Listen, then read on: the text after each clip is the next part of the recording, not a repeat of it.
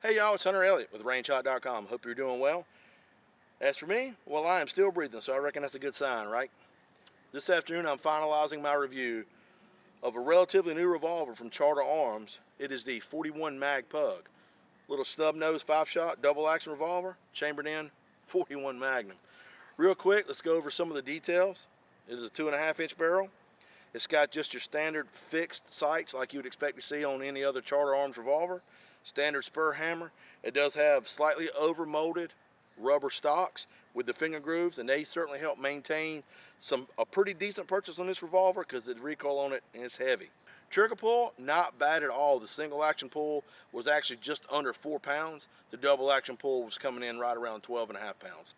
Accuracy wise, not bad at all. I did not bag this at 25 yards just because it is such a handful to shoot, but we did get back about 30 feet, 3-shot groups on paper to give an idea of how the gun would shoot. Between myself and a handful of my friends that I were able to sucker in to help me this, we got about 150 rounds all total downrange in this revolver. Now throughout that time we didn't have any trouble with it, but 150 rounds is about all we could stomach.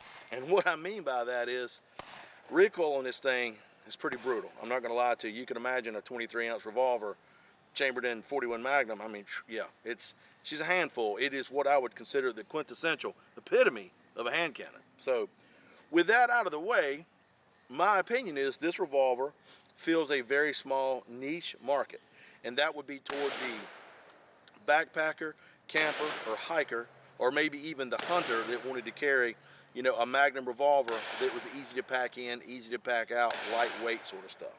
Yep, good for that. As far as concealed carry about town, home defense, I mean, while it would certainly work, it would not be my first choice. I feel like this Magnum revolver is certainly overpowered for something along those lines. If you need protection from 2-legged or 4-legged critters, well, this here would probably serve you very well. Now, recognize the fact that with any small, snubby Magnum revolver, there is a bit of a learning curve. And what I mean by that is, it's kind of tough to shoot. I mean, the revolver is fine, but recognize with that Magnum cartridge developing that much energy and a little snubby like that, recoil is pretty brutal. Muzzle flash, muzzle blast, it's everything you would expect and hope for, if that makes any sense. So while I'm not trashing the revolver, I think it's fine for what it was built for. It has certainly held up well throughout the time. We shot some pretty warm 41 Magnums, never had any trouble with extraction, didn't look like the cylinder developed any kind of end shake. So I know 150 rounds is not a lot, but if something was a problem, something was amiss with the revolver, I feel like within 150 rounds, it would have shown up by now, or at least have begun to show up. And so far, so good. Lock up, end shake, all that stuff is still really good to go on the revolver. So that's really about it as far as the revolver goes. Now, as always, there's going to be an article on rangehot.com that's going to have some more of the technical specifications. So if you've got any questions, just jump over to rangehot.com, read the article.